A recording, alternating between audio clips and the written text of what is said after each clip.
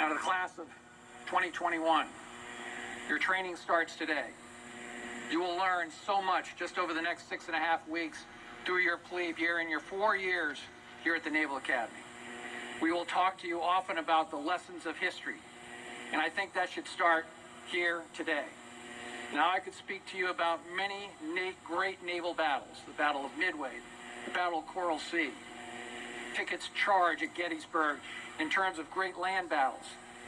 But the story that I feel relates to what you should know coming into this institution is the story of the Battle of Mobile Bay.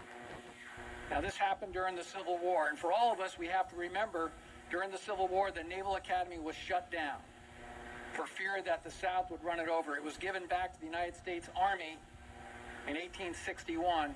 So during this period of time, on 5 August 1864, this place where we sit right now was a U.S. Army hospital.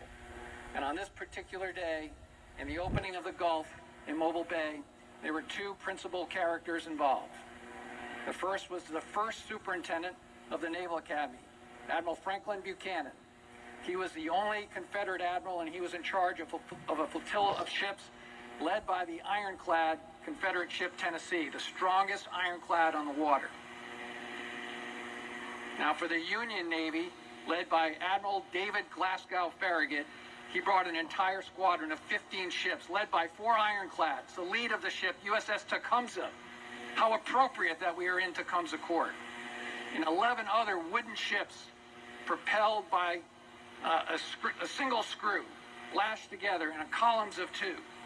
And to get into Mobile Bay, to get after Buchanan's Navy, they were going to have to navigate through the bay, where the South had laid all kinds of mines, floating mines, to protect the harbor. And on the shoreline, there were 3 forts, Fort Morgan, Fort Gaines, and Fort Powell, led by over 1,000 men and 100 guns. Admiral Farragut was not in the lead ship. He was in the second ship, USS Hartford. The lead ship was led by Captain James Alden in the USS Brooklyn. As they formed up on that early morning on 5 August, the guns from the shore coming across, the smoke from the ships laying on the sea, Admiral Farragut could not see the battle.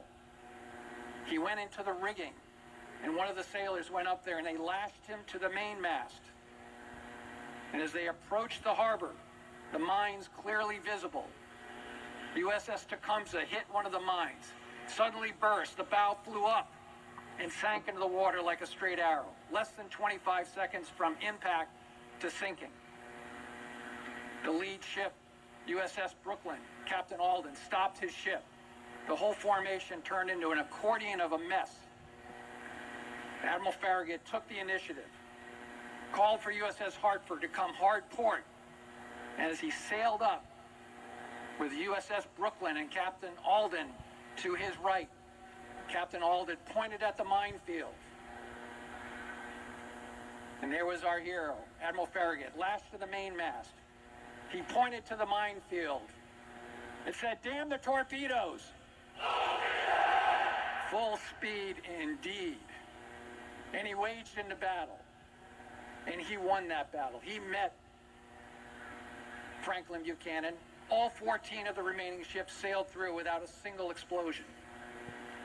Days later, the Union forces captured Fort Morgan, Fort Gaines, and Fort Powell. That, along with the taking down of Atlanta, turned the Civil War. And President Abraham Lincoln and U.S. history was set on course. Now, for our class of 2021, the immediate lessons there for you is risk under fire, understanding and having the tenacity to use all of your capability to solve a problem against all adversity. And maybe most importantly, the will to win. These are the elements. That's what this institution is all about. And you will learn that every day of plebe summer.